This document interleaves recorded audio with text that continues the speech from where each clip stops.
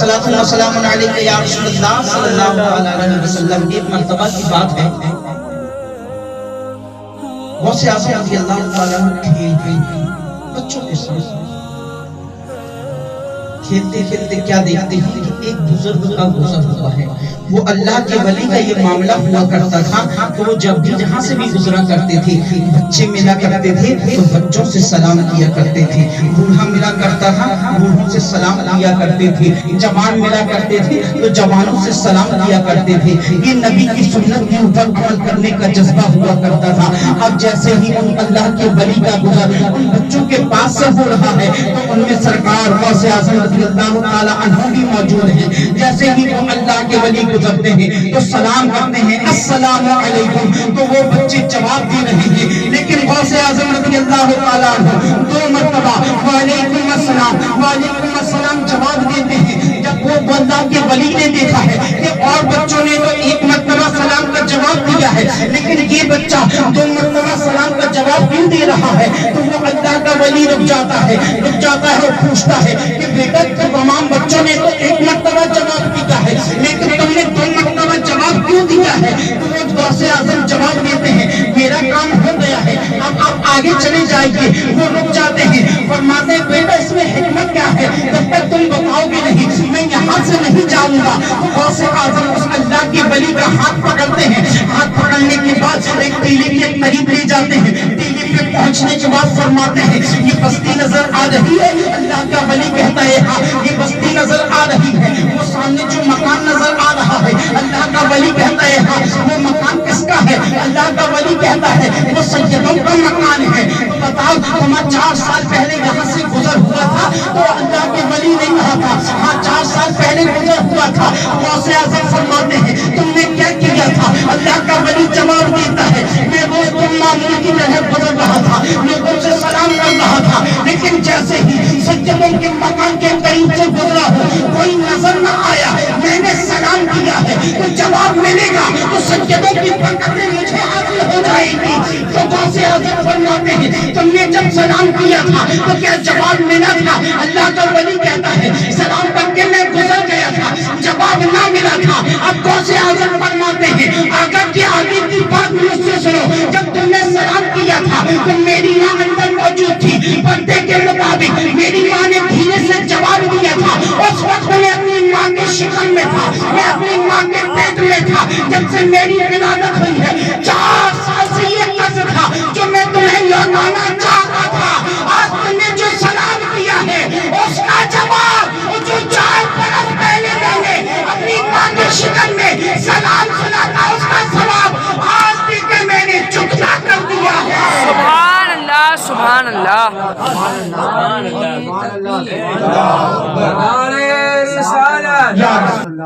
ہم کسی انسان کو اگر کوئی غلط کام کرتے ہوئے دیکھتے ہیں تو اسے جانور کہہ دیتے ہیں کہ یار یہ جانور قسم کا آدمی لگتا ہے جو ایسا کام کیا کرتا ہے۔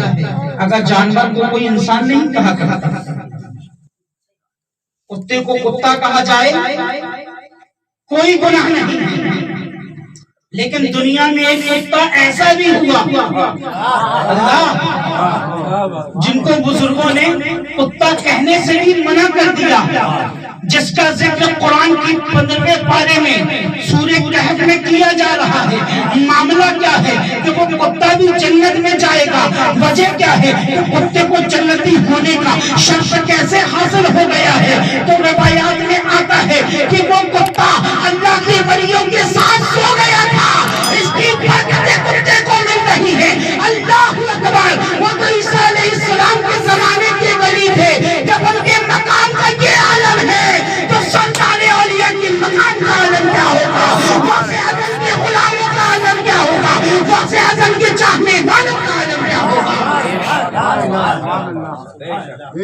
اصحاب کہف کا کتا کیوں کہ ولیوں کی صحبت مل گئی ہے۔ جب کتے کو ولیوں کی صحبت مل جائے اس کا ذکر بھی قرآن میں ہوگا۔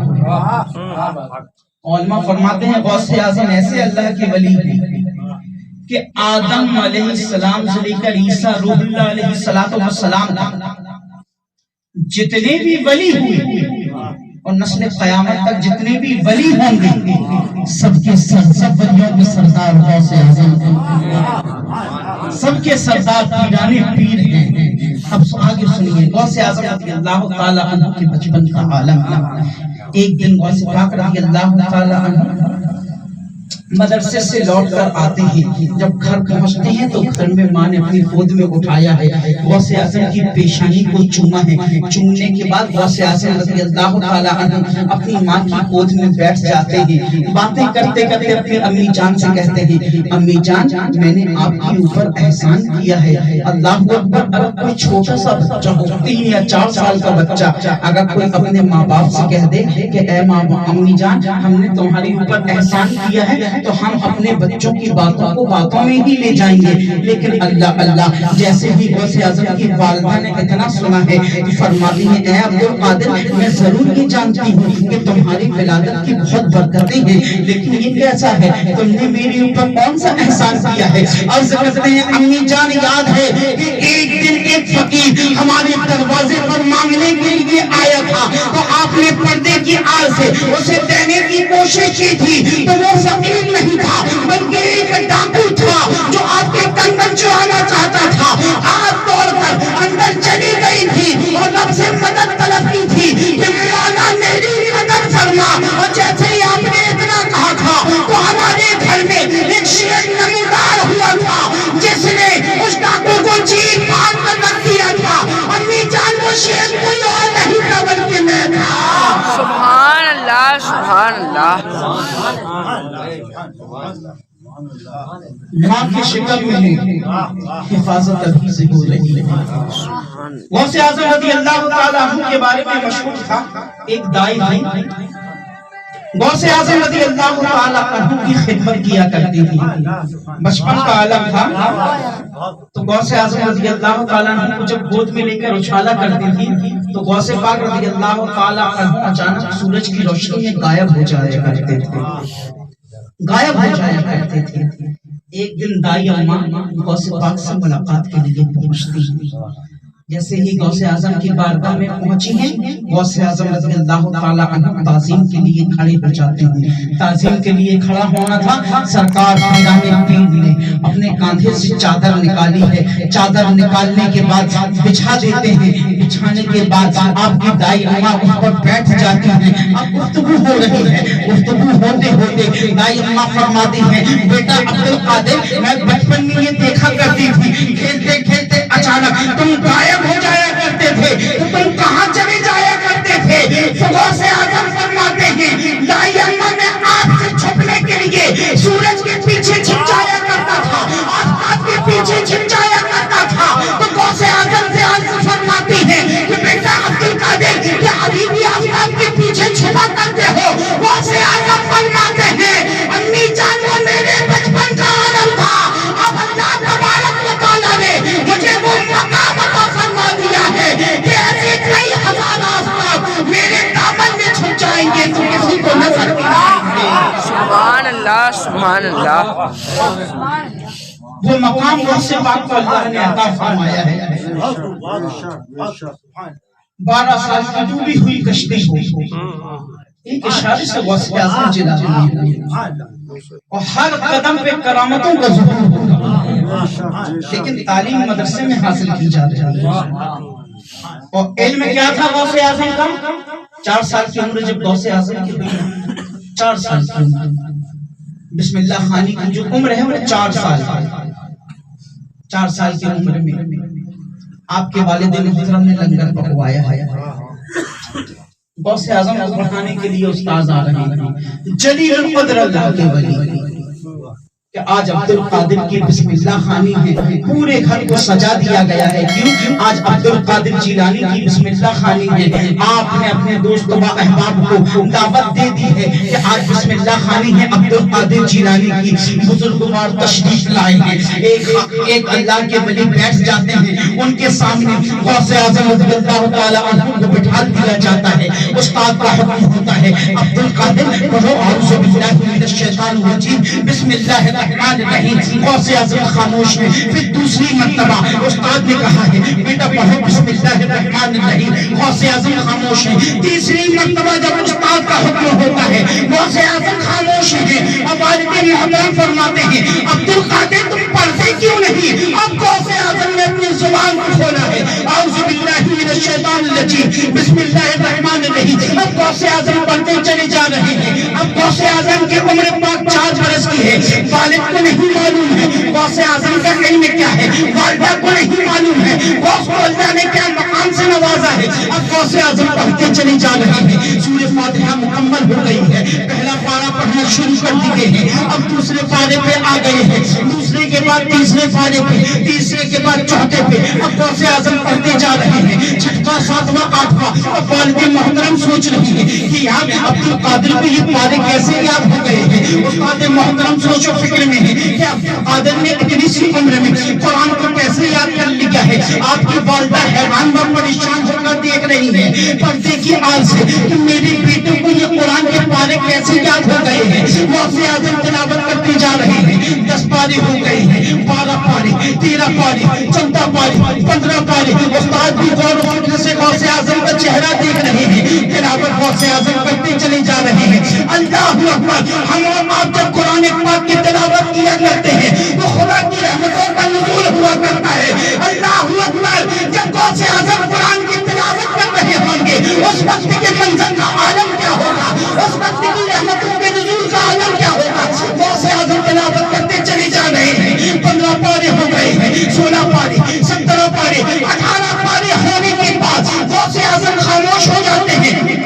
استاد کا حکم ہوتا ہے عبد القادر اور پڑھو. عرض کرتے ہیں استاد محترم مجھے 18 پارے ہی یاد ہیں. اب تمام لوگ حیران ہیں, والدین حیران ہیں کہ عبد القادر کو 18 پارے کیسے یاد ہو گئے. پڑوسی حیران ہیں عبد القادر نے 18 پارے کیسے یاد کر لیے ہیں. استاد حیران ہے عبد القادر نے 18 پارے کیسے یاد کر لیے ہیں. محلے کے لوگ حیران ہیں عبد القادر نے 18 پارے کیسے یاد کر لیے ہیں. اب منتظر ہے کہ غوث اعظم کیا جواب دیتے ہیں. پوچھا جاتا ہے عبد القادر تم نے 18 پارے کب اور کیسے یاد کر لیے ہیں.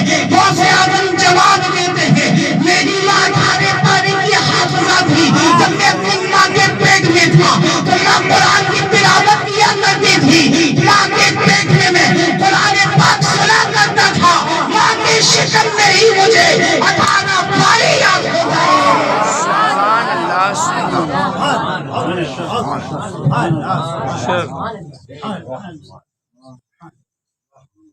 واہ کیا مرتبہ ہے غوث والا تیرا.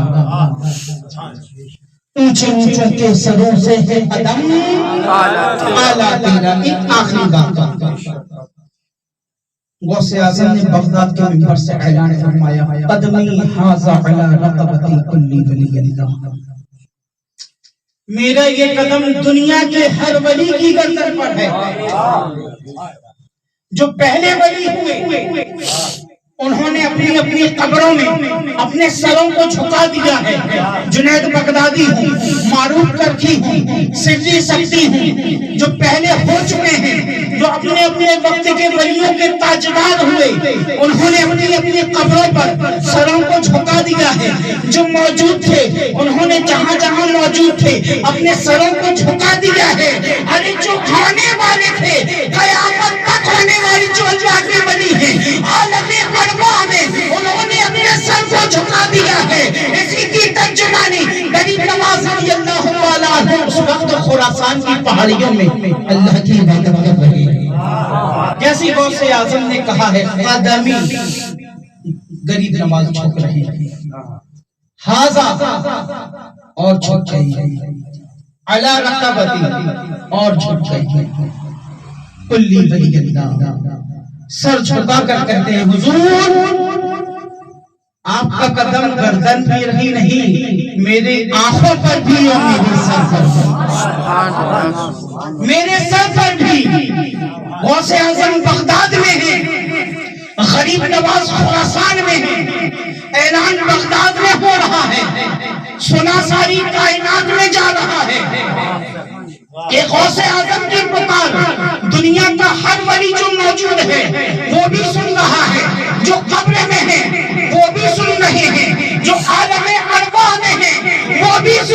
ہیں. ارے جب ان کی سزا کا یہ عالم ہے, ان کی سماعتوں کا یہ عالم ہے, تو مدینے والے کی سماعت کا عالم کیا ہوگا؟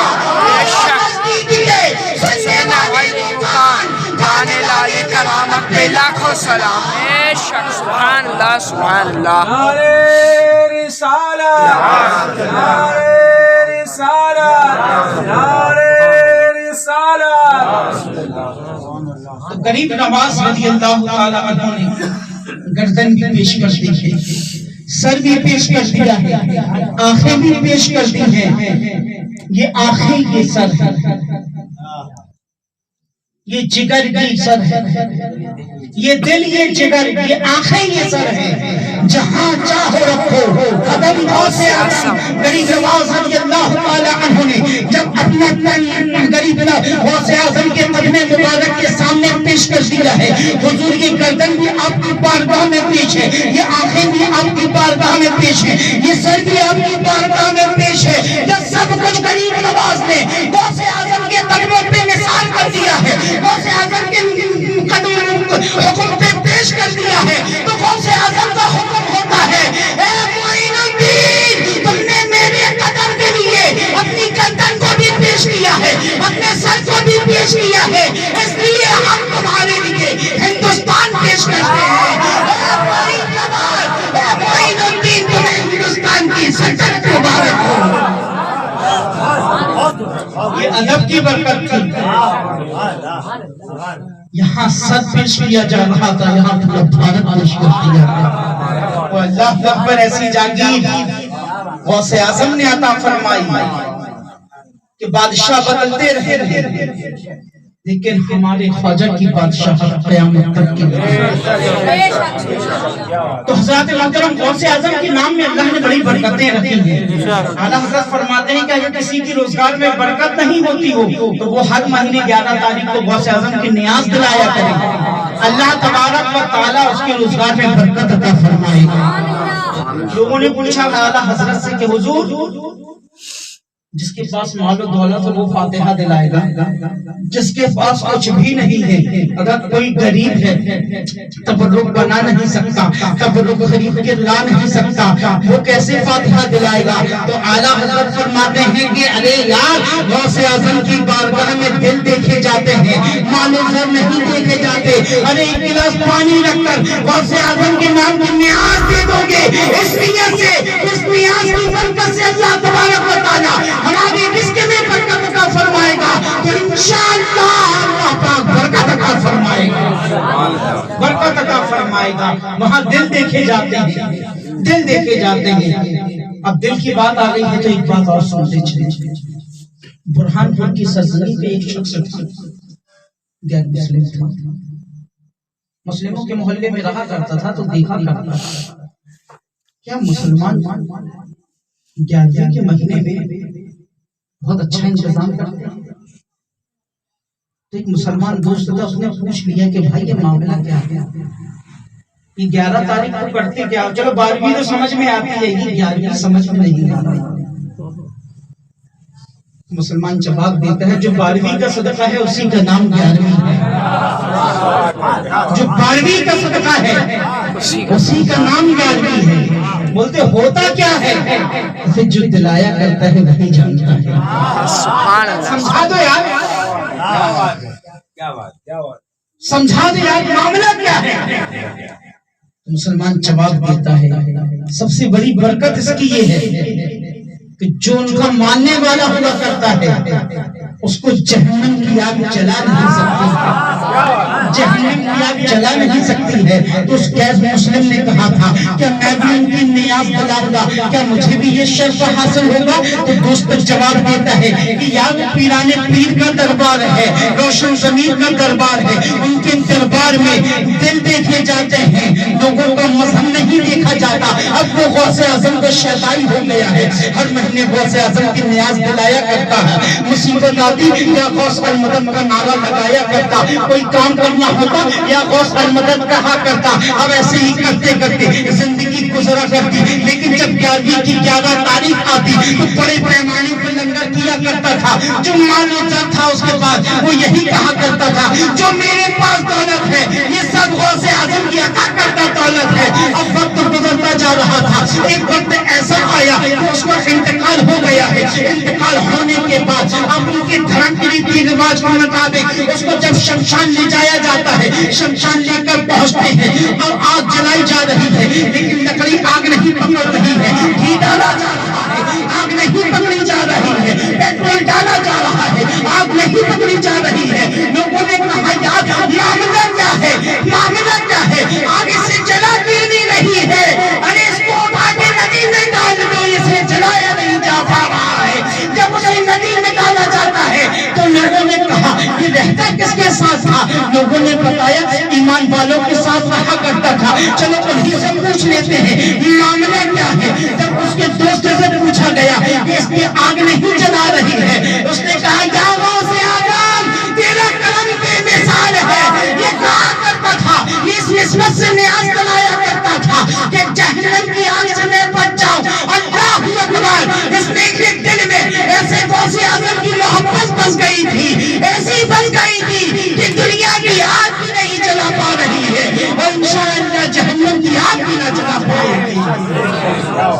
اور علماء فرماتے ہیں کہ آخری وقت میں اسے اللہ تبارک و تعالیٰ نے ایمان کی دولت سے